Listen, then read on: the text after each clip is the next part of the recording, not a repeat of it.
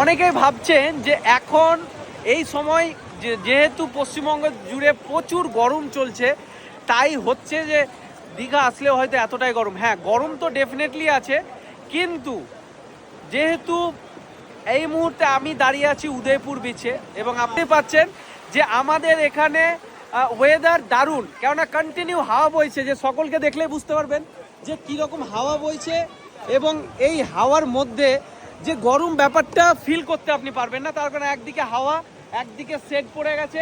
তো ওয়েদার যে গরম সেটা কিন্তু বিচ সাইডে আসলে আপনি বুঝতেও পারবেন না।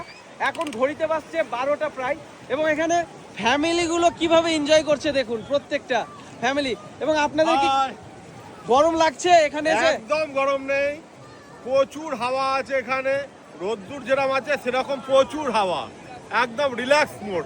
আচ্ছা, এককালীন যুদ্ধ পরিস্থিতি, এককালীন আনন্দের পরিস্থিতি, দুটো মিলিয়ে একাকার হয়ে যাচ্ছে আমাদের আনন্দ।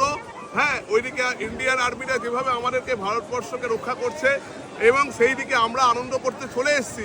কোথাও যেন যুদ্ধের পরিস্থিতিটাকে মাথায় নিয়ে আমরা বেরিয়ে পড়েছি। এটাও আমাদের আনন্দ, ফ্যামিলি, গরমের ছুটি, সবাইকে নিয়ে আসতেই হবে। তো অতএব দেখতেই পাচ্ছেন যে ওয়েদার একদম নিজেদের কন্ট্রোলে এসে যে ভীষণ গরম সেটা না। হ্যাঁ, হাওয়া না বইলে গরম লাগতো, কিন্তু সমুদ্র পার গরম লাগবেই। ট্যুরিস্টদের ভিড় একদম চোখে পড়ার মতো, তাই মে মাস, জুন মাস, জুলাই মাস গরমের কথা ভাববেন না, আপনারা আসুন দীঘাতে এবং উদয়পুরে এনজয় করুন। এখনকার মতো বাবাই টাটা, এবার আমিও গিয়ে এনজয় করব, তোমাদেরকে আমি ওয়েদার আপডেটটা দিয়ে দিলাম। Thank you guys. এই তো এদের ফটোশুট স্টার্ট।